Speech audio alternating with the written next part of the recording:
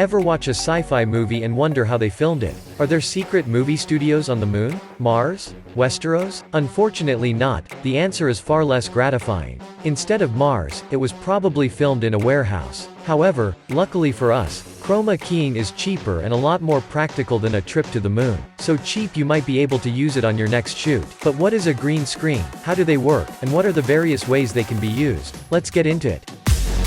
Special effects and computer graphics, CGI, are added to countless Hollywood films each year. A green screen is a neon green screen placed in the background of a shot. Do you know the history of green screen?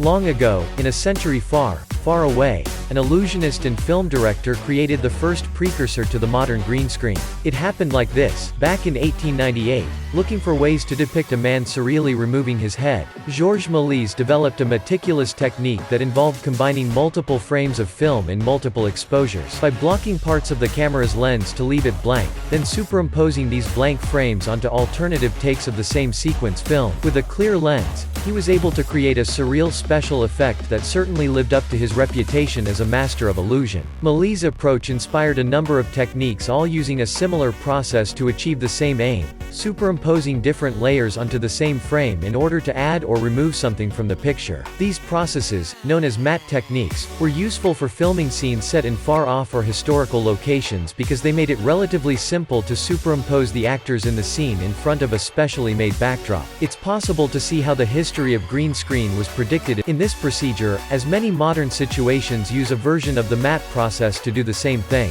Perhaps the most well-known early use came during the Great Train Robbery, 1903. Here, they painted train windows black, allowing for the addition of passing scenery later. The early examples were often subtle, but historically significant. Other landmark moments in green screen history are, 1918. Frank Williams creates a traveling matte technique. At this point they still used black, but it was one of the first chroma keying video effects. 1930s. Larry Butler, who used the Bluescreen traveling matte technique to impressive effect in 1933.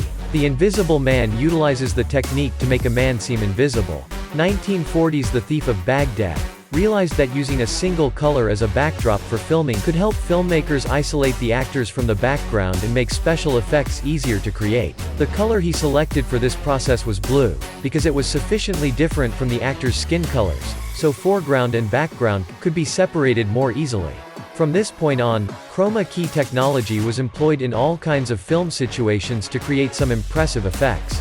As time went by and digital camera technology was developed, filmmakers began to realize that green was usually more suitable as a background screen color because digital cameras are more sensitive to green than blue. With blue eyes and blue genes also vulnerable to disappearing in the bluescreen film process, green can also be a safer bet. The battle between green screen versus bluescreen. So by now, we know what is a green screen, but why green? Well, as explained earlier, it wasn't always that way. At first, it was black, then blue, then yellow, now green. The industry settled on green because, for compositing or chroma keying to work, the background color needs to be different.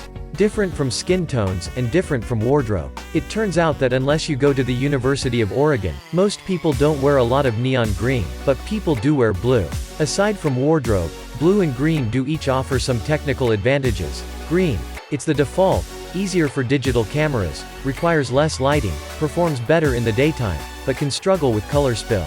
Especially with blonde hair. Blue, cleaner edges and less color spill. Better at night but requires more lighting. This is just a summary why green or blue would work in most chroma keying scenarios. The green screen continued to be a trailblazing technology throughout the 20th century and beyond. In 1988, green screen was used to combine live action with animation, in Who Framed Roger Rabbit, which won multiple awards for its special effect, and marked a new era in filmmaking with actors interacting with invisible cartoon co-stars.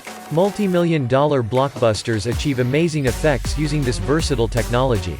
So, after decades of evolution, chroma keying has become more than just a novelty to be an integral element in video and filmmaking. There have been milestones along the way that have pushed this type of visual effect, but few have done more so than The Matrix, 1999. Now that you know what green screen is and how they work, now it's time to make one.